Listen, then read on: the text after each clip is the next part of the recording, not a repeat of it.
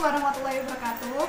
Perkenalkan, nama saya Luciani, NIM 1803064. Saya dari Akis kelas 2B. Oke, jadi kali ini saya akan menjelaskan penata laksanaan fisioterapi pada kasus TBC.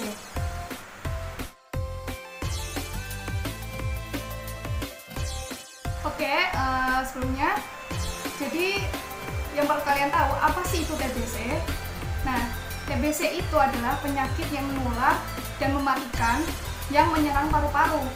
TBC disebabkan oleh kuman Mycobacterium tuberculosis. Jadi TBC itu tidak hanya menyerang paru-paru, TBC bisa menyerang tulang, kelenjar getah bening, usus, bahkan sampai selaput otak. Di sini TBC itu dapat menyebabkan kerusakan pada paru.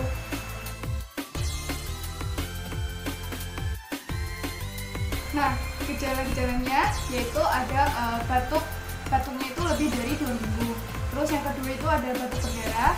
Terus ada ketika seseorang itu tidur pada malam hari biasanya mengeluarkan keringat padahal tanpa melakukan aktivitas. Lalu ada demam dengan suhu badan lebih dari 38 derajat Celcius. Terus penurunan berat badan secara drastis.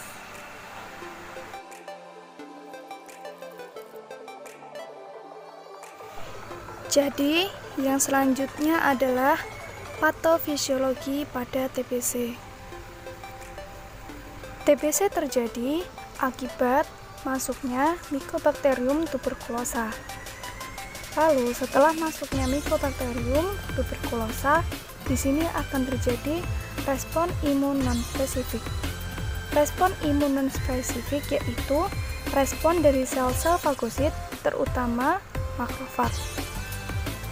Setelah terjadinya respon imun non-spesifik, di sini akan terjadi fagositosis oleh makrofag. Dikarenakan TB terlalu kuat, maka makrofag tidak mampu membunuh TB. Meskipun di dalam sel-sel makrofag sudah terjadi fagositosis, justru TB di sini akan melakukan replikasi dalam makrofag, sehingga menyebabkan makrofag ini kalah. Setelah makrofag kalah, maka TB akan membentuk suatu koloni. Koloni ini disebut dengan fokusgon. Lalu, fokusgon akan menyebar melalui pembuluh limfe regional. Apa itu pembuluh limfe regional? Yaitu pembuluh limfe yang ada di paru-paru. Setelah menyebarnya fokusgon, di sini akan terjadi limfangitis, yaitu radang pada pembuluh limfa. Lalu ada limfadenitis, yaitu peradangan pada kelenjar limfa. Selanjutnya, di sini fokusgon, limfangitis, dan juga limfadenitis akan menyatu lalu membentuk kompleks primer. Kompleks primer bisa dikalahkan dengan adanya respon imun seluler. Setelah itu akan terjadi fibrosis atau klasifikasi, sehingga pasien bisa dikatakan sembuh. Tetapi sebaliknya, jika respon imun seluler kalah, tidak bisa mengalahkan kompleks primer, maka di sini fokusgon akan menyebar dan merusak jaringan di sekitarnya. Lalu akan terjadi nekrosis pergijuan atau jaringan menjadi lembek. Di sini jaringan lembek akan merangsang batuk, sehingga jaringan lembek akan hancur dan menimbulkan kavitas atau gambaran radiologi. Batuk juga bisa memecah pembuluh darah yang ada di sekitarnya, sehingga hal ini disebut dengan batuk berdarah.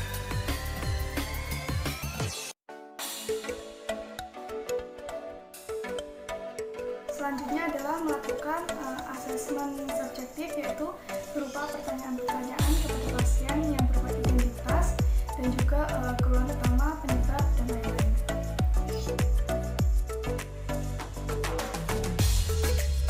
Mbak, di sini saya Luciani sebagai fisioterapis di sini yang akan menemani Mbak. Kalau boleh tahu keluhannya Mbak apa? Saya tuh sering batuk-batuk sampai timbul rasa nyeri, Mbak. itu batuknya itu udah sejak kapan? Kira-kira sudah 2 minggu yang lalu ya.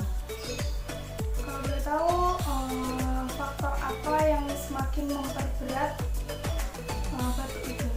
Yaitu kalau saya batuk-batuk berstimulasi nyeri, kadang saya suka sesak nafas. Riwayat pribadi Mbak, kebiasaan sehari-harinya itu apa? Selain saya kuliah, saya juga kerja part-time, Mbak. Oke, ada riwayat keluarga penyakit keturunan? Enggak.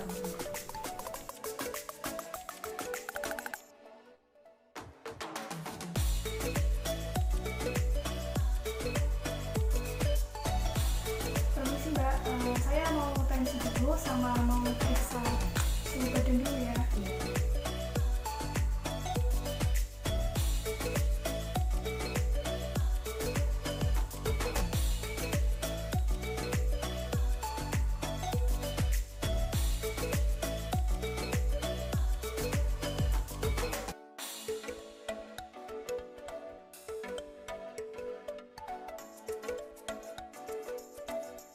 Selanjutnya saya akan melakukan pemeriksaan objektif yang berupa menggunakan skala Borg dan juga fast atau visual analog scale.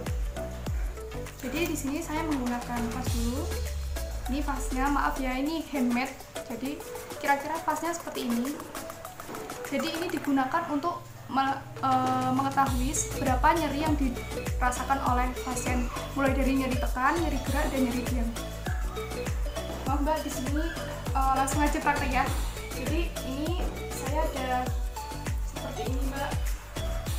Nanti Mbaknya tolong geser kira-kira rasa nyerinya itu seberapa yang dirasakan sama Mbak. Tapi sebenarnya saya maaf ya mau Oh iya. kira-kira waktu saya tekan ini rasa nyerinya seberapa? Kalau ini di sini ini rasanya tidak nyeri, jadi semakin ke sini itu rasanya nyeri. Kalau digeser Oh iya. kira-kira berapa? Nah ini tadi pasien menggeser seperti ini. Ini hasilnya dan kita bisa melihat hasilnya di belakang. Jadi ini nilai pasien itu adalah nilainya 4. Selanjutnya adalah dengan uji menggunakan skala Borg. Jadi nanti kita akan tanyakan kepada pasien nyeri yang dirasakan itu kira-kira seberapa. Kalau boleh tahu nyeri yang dirasakan sama Mbak itu kira-kira nyeri atau nyerinya itu ringan atau agak berat atau sangat berat? Agak berat, Mbak. Jadi nyeri yang dirasakan sama pasien itu agak berat. Nah, nilai-nilainya itu seperti ini.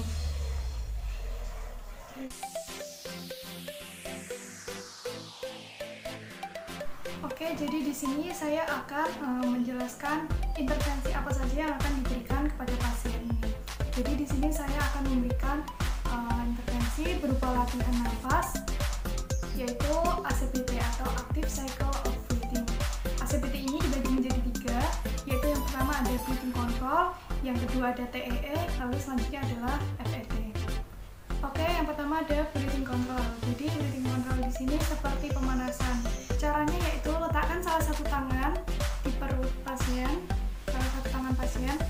Hal ini bertujuan untuk merasakan gerakan pada diafragma. Lalu letakkan tangan yang lain pada dada, yang bertujuan untuk merasakan gerakan pada rusuk. Lalu selanjutnya adalah kita melakukan inspirasi menggunakan hidung. Setelah melakukan inspirasi, kita melakukan ekspirasi menggunakan mulut. Oke, langsung saja kita praktikkan kepada pasien. Oke Mbak, jadi kita akan melakukan latihan breathing control. Itu salah satu tangan Mbak diletakkan di perut, lalu tangan yang lain diletakkan di dada. Nanti tarik nafas menggunakan hidung, lalu keluarkan menggunakan mulut ya. Oke, ikuti apa saya. Tarik nafas, keluarkan menggunakan mulut. Oke, jadi kira-kira seperti itu. Selanjutnya adalah kita akan melakukan latihan pernafasan, yaitu TEE atau toraksik ekspansi ekspirasi. Caranya yaitu letakkan kedua tangan pasien pada rusuk bagian bawah, lalu tarik nafas dalam, menggunakan hidung. Setelah tarik nafas, kita tahan nafas selama 3 detik. Setelah itu kita akan mengeluarkan nafas menggunakan mulut. Jika pasien kesulitan untuk mengeluarkan nafas menggunakan mulut secara terbuka, kita bisa menggunakan teknik forced lip breathing atau mengeluarkan nafas menggunakan mulut seperti meniup peluit. Latihan ini bisa dilakukan pengulangan sebanyak 2 kali. Oke, langsung saja kita praktek bersama pasien. Oke Mbak, kita di sini akan melakukan latihan pernafasan TEE atau toracic ekspansi ekspirasi. Jadi nanti kedua tangan Mbak ditaruh di rusuk bawah. Lalu nanti kita tarik nafas menggunakan hidung. Lalu setelah kita tarik nafas, tahan selama 3 detik. Terus keluarkan menggunakan mulut. Oke, ikuti ya Bapak saya. Tarik nafas. 1, 2, 3, keluarkan dengan mulut. Ya Mbak, jadi gimana tadi pada saat melakukan ekspirasi, mengeluarkan nafas, apakah Mbak merasa kesulitan? Tidak. Oke, karena tadi pasien tidak mengalami kesulitan dalam mengeluarkan nafas menggunakan mulut terbuka, jadi kita tidak menggunakan teknik forced lip breathing. Jadi yang selanjutnya adalah kita akan melakukan latihan pernafasan FET atau forced expiratory technique. Jadi di sini terbagi menjadi 3, yaitu kombinasi dari breathing control dan juga halving level rendah dan halving level tinggi. Tahap pertama dari FET ini adalah kita melakukan halving level rendah. Caranya yaitu kita tarik nafas menggunakan hidung, lalu tahan selama 3 detik. Selanjutnya yaitu mengeluarkan nafas menggunakan mulut, menggunakan kekuatan otot perut hingga nafas habis. Oke, langsung saja kita praktek dengan pasien. Oke Mbak, jadi kita akan melakukan latihan pernafasan FET, yaitu halving level rendah. Caranya yaitu nanti Mbaknya tarik nafas, lalu tahan selama 3 detik, lalu keluarkan menggunakan mulut hingga nafasnya terasa habis ya Mbak. Oke, ikuti algoritma saya. Tarik nafas, dan 1, 2, 3, keluarkan menggunakan mulut hingga nafas habis. Relax. Jadi seperti itu. Setelah melakukan halving level rendah, diselingi dengan breathing control. Oke Mbak, jadi kita akan melakukan latihan breathing control, yaitu tarik nafas menggunakan hidung, lalu keluarkan menggunakan mulut. Relax ya. Ikuti ya Bapak saya, tarik nafas, lalu keluarkan dengan mulut secara relax. Oke. Jadi seperti itu. Selanjutnya yaitu tahap halving level tinggi. Caranya yaitu tarik nafas menggunakan hidung, lalu tahan selama 3 detik. Setelah tahan selama 3 detik, keluarkan nafas menggunakan mulut secara cepat dan kuat. Sekarang langsung saja kita praktekkan dengan pasien. Oke Mbak, jadi kita akan melakukan latihan pernapasan FET tahap halving level ini. Caranya yaitu tarik nafas menggunakan hidung, lalu tahan selama 3 detik. Setelah tahan selama 3 detik, keluarkan menggunakan mulut secara cepat dan keras seperti batuk ya Mbak. Oke, ikuti ya Bapak saya. Tarik nafas. Dan 1, 2, 3, hembuskan. Oke. Jadi kira-kira seperti itu. Thanks for watching. Maaf bila ada salah kata dan perbuatan. Wassalamualaikum warahmatullahi wabarakatuh.